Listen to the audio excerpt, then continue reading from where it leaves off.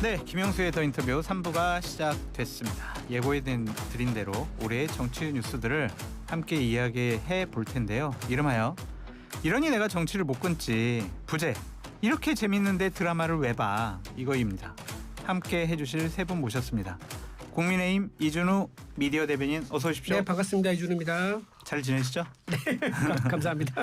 김영란 전 의원 어서 오십시오. 네, 안녕하세요. 네, 근데 보통은 네. 여당을 먼저 소개하는데 아니 저는 원고에 야당을 먼저 소개하는 거 말아서 이게 진행자가 바뀌니까. 아니 원고에 이렇게 돼 있어요. 원고 말고 옥수수에 그러네. 박원석 전 의원님 어서 오십시오. 네, 안녕하십니까. 반갑습니다. 이러니 내가 정치를 못 끊지. 이렇게 제목과 부제를 뽑아봤는데요. 세 분이 생각하는 2025년 정치판에서 가장 드라마틱한 장면은 뭐였어요? 여당 입장 먼저 들어볼게요. 가장 드라마틱한 거야 뭐 윤석열 탄핵과 이어진 대선이죠. 그러니까 원래 스케줄보다 2년이 당겨진 거잖아요. 네. 원래는 지금 탄핵이 없었다면 윤석열 대통령 임기 중이잖아요. 네.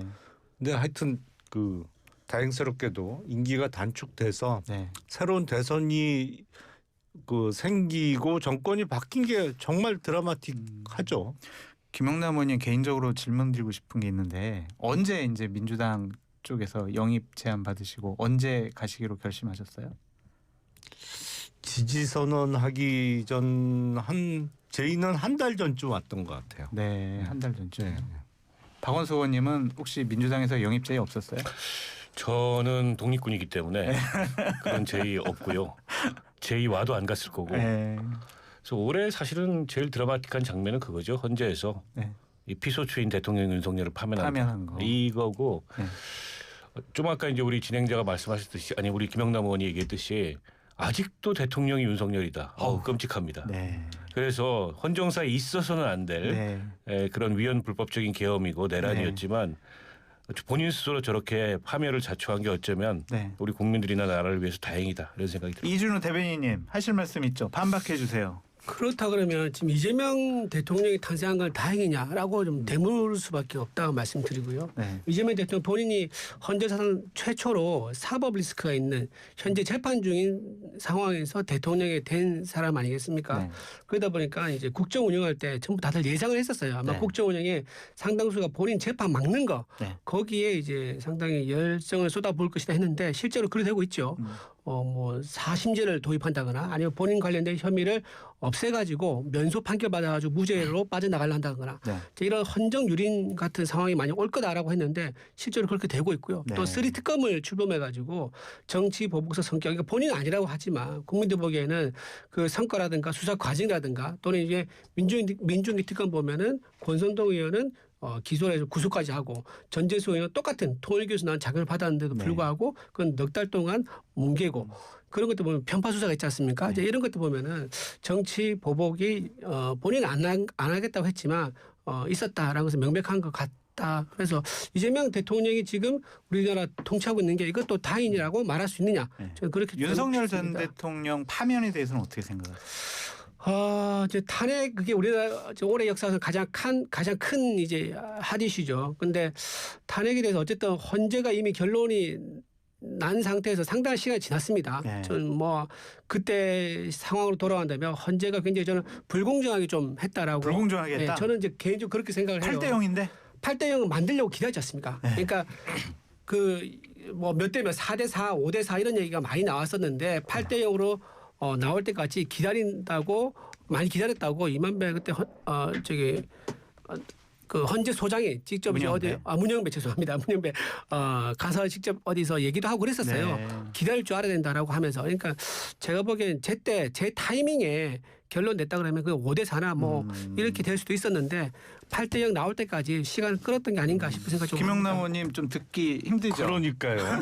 그러니까 아니 아직도 국민의힘은 윤석열 탄핵에 반대하고 있는 거네요. 그러니까 네. 탄핵이 안 됐어야 된다. 그러면 작년 12월 3일 날 우리 헌법에 전혀 요건도 갖춰지지 않은 그러니까 우리 헌법에 명백하게 나와 있잖아요. 비상계엄을 선포할 수 있는 것은 전시사변 또는 이에 준하는 국가 비상사태에만 비상계엄을 선포할 수 있는데 그 통닭 때문에 계엄했다고 최근에 얘기를 했잖아요. 통닭 3억을 돈 예산 잘라서 계엄했다. 그래서 계엄령의 계자가 닭계자 계엄령 얘기까지 나왔는데 아직도 그런 내란을 일으킨 대통령에 대해서 탄핵이 잘못됐다라고 생각을 하면 국민의힘은 진짜 회생 가능성이 없는 거예요. 그 평가는 뭐 충분히 얘기하셨으니까 그 이준우 대변인께서 그 이재명 대통령 지금 통치하는 이거에 대해서도 상당히 부정적으로 얘기하셨거든요. 좀 평가 한번 해주시죠. 아니 100% 만족스러울 수는 없죠. 네. 누구나 평가는 다를 수 있겠습니다만 무엇보다도 명확한 거 하나는 네. 윤석열 정권보다는 100배 낫다. 100배 그래도 상식적이다. 네. 뭐 이런저런 부족해 보이는 점, 미흡한 점도 있겠습니다만 미흡한 점 얘기해 줘 보세요. 저는 개인적으로는 인사는 조금 왜 나를 지금 왜 아니 공직에 그 임명하지 얘기가 않나? 아니에요. 그 얘기가 아니고 지금 각 부 장관 중에도 좀 전문성이 부족해 보이는 장관들이 꽤 눈에 띄고 네. 그래서 당장 보면 우리가 뭐 10월 15일 날도 그렇고 6월 달에도 그렇고 강력한 부동산 수요 억제책은 발표가 됐죠. 네. 그리고 연말까지는 공급책 발표하겠다고 했는데 오늘 12월 31일인데 네. 발표 없잖아요. 네. 그러니까 몇 가지 좀 부족해 보이는 미흡해 보이는 점이 있죠. 아니 잠깐만요. 그 김영남 의원님 그 이혜원 후보자 지명에 대해서는 어떻게 생각하세요? 대통령에게 다 계획이 있겠죠라는 답변 외에는 적절하다? 능력적으로 뭐 전문가로서 뭐 인정을 하신다? 어떻게 보세요? 아직까지는 인선의 이유를 못 찾겠다. 네. 솔직히 저는 네. 네. 독립군 박원석 의원님 이재명 정권 비판 좀 해주세요. 비판적 관점. 아니 뭐 비판할 거는 많죠. 네. 어쨌든 최근에 이제 여러 가지 정권의 악재들이 나타나고 있잖아요. 이제 그런 거에 대해서 너무 숫자가 많아서 그런가? 이게 내부 관리가 잘 안 된다. 근데 이제 주로 문제가 당에서 발생을 해요. 네. 정부라기보다도. 그렇죠. 정부는 대체적으로 저는 무난하게 가고 있는데 한 가지 제가 좀 아쉬운 점은 그러니까 이 정권의 중심적인 어젠다, 그러니까 대통령의 어젠다가 뭐지? 이런 게 잘 안 보여요. 네. 그냥 뭐 흘러가는 대로 이러저러한 이제 리스크 관리나 이런 건 되고 있고 또 외교 같은 게 굉장히 걱정이 많았는데 생각보다 이재명 대통령이 외교를 잘해요. 네. 근데 예를 들면 역대 정권들을 보면 정권 초기에 특히 대통령 어젠다가 딱 보이거든요. 네. 원래 그리고 대한민국 대통령제가 5년 단임이기 때문에 그렇죠. 그리고 집권제 한 4년 차 들어가면 레임덕 때문에 힘이 빠져요. 결국에 대통령 어젠다를 세워서 세게 가는 건데 그런 게 잘 안 보여요. 내년에 뭐 6대 구조개혁 이런 얘기를 지금 대통령이 얘기하니까 그게 어떻게 나타날지 이런 거 좀 지켜봐야 될 것 같고요. 이혜원 후보자 지명에 대해서는 어떻게 생각하세요? 그러니까 저는 뭐 여러 가지 그 의미를 여기다 부여할 수 있는데 일단 정치적 전략적 차원에서 보면 굉장히 잘한 인사다. 네. 그러니까 국민의힘 세게 흔들었잖아요. 국민의힘이 긁혔잖아요 한마디로. 지방선거용이라고도 생각하세요? 지방선거용은 전 아닌 것 같고 네. 지방선거용으로 보기에는 이혜원 의원이 아무런 기반이 없어요. 아니 보수 쪽으로 조금 더 오른쪽으로 외연 확장하는 그러한 모습을 보이겠다. 근데 그렇게 보기에는 왼쪽에서 거센 비판이 나올 가능성이 있잖아요. 네. 그리고 왼쪽에 대체제가 있어요. 김영남 의원도 얘기하듯이 네. 조국혁신당이라는 네. 자칫하면 이제 그 선을 넘을 수가 있기 때문에 그것용으로만 전 보이지 않고 네. 지방선거용으로 보기에는 이혜원 의원이 갖고 있는 자산이 별로 없어요. 네.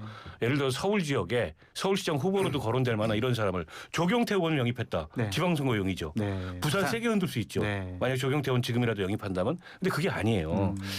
그거라기보다도 정책적으로 우리가 이렇게 확장성을 보인다. 그리고 확장 재정한다 그러는데 그것만이 아니고 내부의 견제 장치도 두면서 이 체크 앤 밸런스를 가지고 경제를 운영하겠다. 네. 그리고 전략적으로 본다면은 저 대단한 헤게모니 전략입니다. 오. 저렇게 과거에 보수가 수권 능력이 있을 때 전문성을 상징하는 분들 네. 이런 분들 빼오기 시작하면은 윤호개인만 남아요. 저 당에. 네. 아니어도 지금 윤호개인만 남았는데 그러면 뭐 이제 극우 정당으로 쪼그라드는 거죠. 이준우 대변인님. 과거에 이제 박영수 의원이 원내대표를 한 적이 있었어요. 2014년이었었는데 네. 그때 박영수 의원이 임기 5개월 만에 사퇴를 합니다. 그 사퇴 이유 중 하나가 뭐냐면 그때 당시 비대위원장으로 이상동 중앙대 교수 새누리당 의원 출신이에요. 그분을 비대위원장으로 영입하려고 했었는데 그게 원내 반대에 부딪히면서 사퇴를 했었습니다. 그러니까 그때는 외부에서 영입 인사 데리고 오는 거에 대해서 반대를 했는데 지금은 집권한 이제 대통령을 배출한 정당에도 불구하고 내부에서 사람을 찾지 못하고 밖에서 데려왔다. 그리고 그걸 자화자찬한다. 인재를 넓게 그러니까 좀 그때는 살펴보고. 인재를 넓게 안 쓴 이유가 뭐였냐면요. 당의 정체성, 우리의 정신을 훼손한다. 뭐하다라고 하면서 반대를 했었어요. 그건 당이 아니라 근데- 지금은 정부잖아요. 그러니까 정부. 정부니까 얼마나 더 많은 큰 인재를 쉽게 구할 수 있어요. 예산도 가지고 있고 인사권도 가지고 있으니까 훨씬 더 광범위하게 인재를 찾을 수 있는데 자기 쪽 찾아보니까 쓸만한 인재가 없을 가능성이 좀 있어 보여요. 그래서 뭐 준비된 대통령이라 얘기 많이 했었지만 실제로는 준비된 대통령이 아닌 것 같다. 이런 생각도 들고 인지풀이 좁다는 생각도 들고요. 그리고 예우 의원을 데리고 올 때는 제가 보기에는 좀 기회주의적인 성향이 있는 분들 좀 찾은 것 같아. 몇 명. 내가 이 사람한테 노크를 하면 이 사람은 반드시 응답할 사람이다. 그런 사람들 몇 명 찾아가지고 이제 곡간 빼듯이 빼는 거죠. 그러면 이제 우리 이제 국민의 입장에서는 이분들을 빠져나갔을 때 또 대응을 해야 되지 않습니까? 그 대응을 하면서 당의 어떤 결속을 좀 흐트러뜨리는 그런 목적도 있고 방금 말씀하신 것처럼 중도로 외연 확장을 하는 상징적인 인물을 데려오는 거. 그러니까 내년 지방선거를 위한 용도죠. 그런 용도로 이제 데리고 오는 것처럼 보이는데 이게 굉장히 상도에 어긋나는 게 뭐냐면은 정말 협치의 뜻으로 상대 정당에서 사람을 데리고 가잖아요. 그러면 그때는 그 상대 정당의 대표 지도부한테 물어봐야 됩니다. 네. 우리가 이런 자리가 필요하다. 근데 너네 정당에 보니까 이런 사람이 있는데 좀 우리가 영입해도 되겠느냐?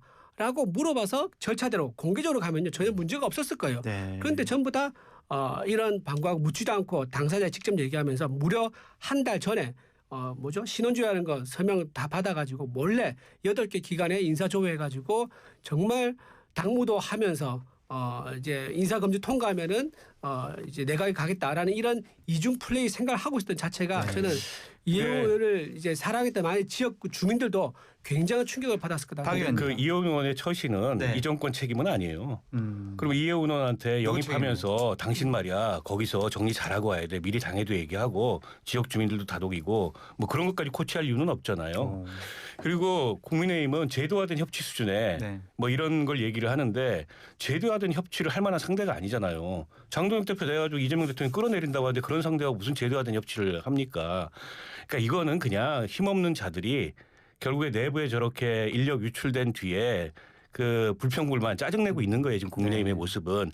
짜증내면 낼수록 저런 정치적 의도는 더 통하는 거예요. 네. 그러니까 국민의힘이 정말 하수 같은 모습을 저는 보이고 있다고 생각하고 급기야는 뭐 이런 얘기도 해요. 그런 사람 데려가는 거 하나도 아깝지 않다. 하나도 아깝지 않은데 뭘 이렇게 비난을 합니까? 저는 이혜훈 의원이 대단한 대체 불가능한 그런 전문가이기 때문에 영입했다고 생각하지 않아요. 그 정도 전문가가 왜 없겠습니까? 중도 영역에도 있고 보수 영역에도 많아요. 경제 정책을 그런 정도 포지션을 가지고 할 수 있는. 그래서 제가 그 의미보다 네. 이게 정치 전략적 의미가 훨씬 더 크다는 거예요. 그렇죠. 공세적으로 국민의힘의 발밑을 흔들어 버리겠다라는 거고 결국에 극우 정당 만들겠다. 네. 근데 극우 정당임을 스스로 보이고 있어요. 저런 모습들이 아니, 저런 모습뿐만 아니고 어제도 뭐 그 단계 징계 꺼내면서 결국에 징계하겠다 이런 거 보이고 있잖아요. 네. 그리고 앞서도 이제 그 계엄에 대한 인식, 네. 내란에 대한 인식을 보면 윤호개인이지 않습니까? 김영남 의원님. 예. 그 이혜훈 후보자가 어제 내라는 민주 파괴다 이렇게 대국민 사과를 했는데 네. 어떻게 보셨어요? 이렇게 마음에 와닿던가요? 아니면은 왜 이렇게 변신했지 막 어때요? 감정이 좀 묘하실 것 같아요. 아니 그러니까 내라는 민주 파괴인데 네. 근데 왜 윤석열 탄핵에 반대하고 윤석열 석방을 주장했느냐는 부분에 대해서 내가 잘 몰랐다 이거잖아요. 네. 답변이. 그렇게 모르는 사람이 장관해도 돼요. 아니 그건 삼척동자도 다 알 수 있는 일이고 네. 생방송으로 다 중계가 돼서 봤는데 우리가 어떤 일이 벌어지는지 12월 3일 날 밤에 다 봤는데 네. 그 변명치고는 너무 궁색했다라는 네. 생각이 좀 들어요. 저 반성문은 한 번으로 안 끝나겠네요. 근데. 그렇죠. 한 번으로 끝날 수 있는 건 아닌 것 같고 네. 그러니까 그 반성문이 매우 미흡해요. 그러니까 그냥 내가 잘 판단을 못했다. 그렇게 판단력이 없으면 안 되는 거지. 그러니까 앞으로 계속 될 것 같아요. 반성문은. 하여튼 이해운 의원 거는 청문회 때까지 아니면 청문회 이후까지 정치권에 상당히 논란이 될 것 같고요. 이해운 그 반성 뭐 이게 여부도 중요하겠지만요. 청문회 가면은 아마 의원 시절에 있었던 그 지금 테마가 되고 있는 게 국회의원들의 갑질 얘기가 많이 제가 나왔습니다. 보좌관 출신이에요. 그렇죠. 다 네. 저도 보좌 주신 거 다 알지 않습니까? 아니 이해운 의원 보좌관을 제가 했다고요. 그럼 잘 아시잖아요. 네. 너무 1년 잘 아실 거 아니에요. 그 갑질 잘 알죠. 의혹이 없어요 갑질. 아하. 그 저 욕심이 많으셔서 그런 거예요. 아하. 일하는 욕심이 많으셔가지고. 이 정보에 어두우시다는 말씀을 드리게 돼서 매우 안타깝고요. 삼선을 하셨습니다. 삼선을 하면서 제가 옆방에 있었었고 네. 또 거기에 수많은 사람들이 교체가 됐었거든요. 그건 한번 보시죠. 그 나왔던 얘기가 네. 정말 제보가 본물 쏟아지 터지고 있는 상황인데 김병기 의원도 갑질, 네. 강선 의원도 갑질, 이 갑질이라는 거대한 테마 속에서 과연 이해원 의원이 살아남을 수 있을까라는 그런 의문도 좀 근데 드는 점이 제가 있습니다. 이제 1년 경험했을 때는 김병기, 강선우 의원 유의 갑질은 없었어요. 그러니까 그런 유의. 그러니까 일과 관련된 부분이 조금 엄격하게 한 부분이 있었지.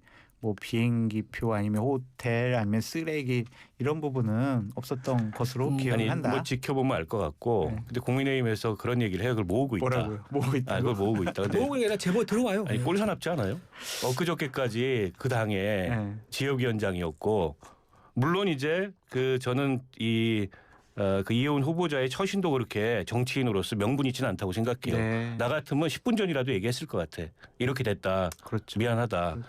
근데 그냥 아무 말도 없이 당일날 행사까지 잡아놓고 가버린 거 적절치 않아요. 근데 그렇다고 해서 저 사람 이제 청문회에서 낙마시키려고 흠집 내기 위해서 있는 거 없는 거 다 모으겠다. 네. 국민의힘이 제가 보기에는 점점 더 왜소한 모습을 보이는 거예요. 제가 그냥 꼴사납다 방금 말씀하셨는데요. 인사검증이 왜 꼴사납습니까? 인사검증하는 거 당연히 해야 되는 거고요. 법에 나와 있는 의무 조항입니다. 국민의힘이 인사검증할 여당 때 시절에 자신들이 추천한 국무위원에 대한 인사검증을 우리가 그렇게 했습니까? 갑질한 것에 대해서 그럼 강선우 의원 그럼 인사청문회 했습니까? 인사청문회 해가지고 갑질한 것도 국민들한테 용서받지 못해가지고 낙마한 거 아닙니까? 인사검증이 꼴사납다는 게 아니고 지금 아니, 이해운 그런 취지로 후보자가 말씀하시죠. 저렇게 그렇죠. 등 돌리고 갔다 그래서 그에 대한 국민의힘의 반응이 꼴사납다는 거예요. 그건 다른 얘기인 거죠. 제가 지금 인사청문회 잠깐만, 얘기를 하고 이준호 있는데 대변인. 그렇게 하면 안 되죠. 31일인데 너무 싸우지 마시고 이슈를 좀 넘어가 보도록 하겠습니다. 윤석열, 김건희 이 두 부에 대한 특검과 수사 평가. 김영남 의원님 좀 네. 감회가 새로우실 것 같아요. 윤석열 정권 처음 만드셨을 때 거기서 좀 활동도 하시고 중간에 또 윤석열 정권 비판도 많이 하시고 지금은 좀 민주당에 계시는데 총체적으로 이렇게 재판받고 거기서 하는 여러 가지 얘기를 들어봤을 때 좀 감상이 좀 어떠세요? 감회가 새로우실 것 같은데. 근데 윤석열 피고인은 점점 바닥을 여지없이 드러내고 있는 것 같아요. 네. 그러니까 처음에는 좀 이상하다, 왜 저렇게 하지 정도였는데 점점 아니 제정신이야? 뭐 이렇게 가더니 최근에 뭐 법정 나와서 얘기하는 수준은 야 저렇게 형편없었어? 진짜 새록새록 그 새로운 모습을 보여주고 있는데 점점 바닥이에요. 제일 꽂혔던 부분이 어느 부분이세요? 그러니까 책임을 다 떠넘기잖아요. 밑에다가. 네. 아니 가장 자기 옆에 끼고 계엄을 준비했던 김영현 피고인한테도 내가 그 성관이 가지 말라 그랬어. 뭐 근데 독단적으로 그러면 성관이의 군대를 보냈다는 거예요? 뭐 자기는 다 하지 말라고 그랬다고 주장을 법정에서 최근에 하던데 정말 바닥이에요, 바닥. 법조인 출신이시니까 김건희 씨에 대한 10년 구형 있잖아요. 이 민중기 특검의 이 수사 15년 구형 15년 구형인가요? 됐죠, 그러니까. 네. 그- 제가 제 기억으로는 11년하고 정치자금법 위반 4년에서 15년. 합쳐서 15년 구형으로 기억하는데. 그것에 대해서 좀 어떻게 생각하세요? 수사가 좀 여러 가지 미진했다. 여러 가지 국정농단과 관련된 사건들은 제대로 수사하지 못했다. 이런 평가가 좀 많잖아요. 그렇죠. 사실은 매관 매직 부분과 관련해서도 지금 드러난 건 극히 빙산의 일각이라고 생각해요. 네. 그리고 그런 부정한 청탁 뭐 내지는 뇌물의 기본은 뭐니 해도 돈이에요. 네. 그렇죠. 근데 지금 드러난 거는 돈을 주면서 돈만 주기 쑥스러우니까 위에 고명처럼 얻는 뭐 보석, 핸드백. 근데 요 고명만 일부 살짝 드러난 거잖아요. 네. 그 돈과 관련해서는 밝혀진 게 없어요. 근데 국무총리 비서실장 뭐 국가교육위원장 이런 어떻게 보면 뭐 그게 매관매직의 시장에서 가격이 있다고 하면 가장 가격이 싸 보이는 것만 했겠느냐. 네. 더 비싼 게 엄청 많은데. 네. 아직 그리고 못 밝혀낸 것이 많다. 그렇죠. 그런 부분은 아직 드러나지도 않은 거 아닌가? 그리고 어떻게 인사청탁을 하면서 물건만 줬다? 돈은 안 줬다? 네. 저는 그런 경우는 거의 못 본 것 같아요. 수사를 하면서도. 이준우 대변인님, 네. 요 재판과 관련해서 옹호 한번 해보세요. 지금 저기 윤석열 윤건희 부부 관련해서 어때요? 국민의힘에 계시면서도 야 이거는 정말 전직 대통령 부부로서 이거는 말도 안 되는 일을 했다라는 생각이 좀 더 강하세요? 아니면은 좀 억울한 부분도 있다라고 생각하세요? 재판에 증거가 나오고 법리가 뭐 명확하면은 그거는 뭐 피할 수가 없죠. 없는 거고 지금 제가 이제 보기에는 형사 재판하면서 지금 상당히 많은 이제 관련자 진술과 증거가 나오고 있는데 그게 만약에 맞다 그러면은 합당한 이제 책임을 지는 것은 피할 수 없어 보입니다. 근데 네. 그 기준은 윤석열 전 대통령이라고 해서 엄격하고 이재명 대통령은 더 유연하고 또 좀 뭐 예외가 있고 이래서는 안 되겠죠. 다 똑같이 적용돼야 한다. 나중에 이재명 대통령 임기가 뭐 다 채워지고 재판 받을지 대통령 얘기는 나중에 아니면 하고. 나중에 할지 뭐 중간에 할지 모르겠지만 똑같이 네. 적용된다 그러면 저는 뭐 역사적으로 국민들이 다 판단하지 않을까 싶습니다. 박 의원님. 근데 저는 김건희 특검은 실패했다고 봅니다. 그렇죠. 그러니까 16가지 혐의를 가지고 의혹 있게 출발을 했는데 네. 절반도 못 밝혔잖아요. 네. 근데 이게 특검이라는 수사의 특수성을 잘 김건희 특검이 이해를 못한 게 아닌가 싶어요. 기간이 제한돼 있고 네. 결국엔 선택과 집중을 해야 되는데 너무 얼레벌레 막 한 거예요. 그러다 보니까는 진짜 중요한 국정농단, 이를테면 뭐 관저 이전이라든지 양평 고속도로 종점 변경이라든지 손도 못 댔어요. 원희룡 장관 그렇게 떠들썩했는데 소환 한 번 안 했지 그렇죠. 않습니까? 이게 수사 제대로 못한 거라고 보고 이게 내란 특검하고 좀 대비가 되는데 이제 내란 특검은 이제 조은석 그 특검이 네. 특수수사 경험이 많고 하니까 딱 수사 시작하면서 견제를 낸 것 같아요. 네. 어디까지 한다. 네. 그리고 그걸 중심으로 세게 갔는데 이제 민중기 특검은 검사 출신이 아니셔서 그런지 수사 견적이 없었어요. 그냥 막 하다 보니까는 거기서 새로운 인지 사건이라고 생겨서 보도는 엄청나게 나왔는데 그러니까요. 집중이 안 됐다. 네. 그러다 보니까는 애초에 의혹에 비해서 너무 결과가 좀 미진하고 물론 뭐 기소는 많이 했어요. 70몇 명 기소하고 뭐 20명 구속시켰다고 하는데 애초에 그 김건희 특검과 김건희 그 씨와 관련돼서 제기된 의혹 그리고 그동안에 쏟아져 나왔던 보도 이런 거에 비하면 결과가 너무 초라한 거 아닌가? 용두삼이 아닌가 이런 생각이 들어요. 그 2차 특검 가야 된다고 보세요? 아니면 아니 저는 국수본? 2차 특검으로 하면 안 된다고 생각해요. 국수본에서? 특검은 똑같은 한계가 있기 때문에 네. 결국에는 수사 기한의 제한을 안 받는 수사 역량 동원의 제한을 안 받는 국수본 수사가 더 낫다. 알겠습니다. 저 쓰리 특검 잠깐만요. 네. 지금 우리 광고 들어야 돼요. 좋습니다. 송년 특집으로 보내드리고 있는 더 인터뷰 올 한해 정치 뉴스를 세 분과 함께 이야기하고 있는데요. 제 4부에서는 제가 싸움을 좀 더 세게 붙여보도록 하겠습니다. 기다려 주십시오. 감사합니다.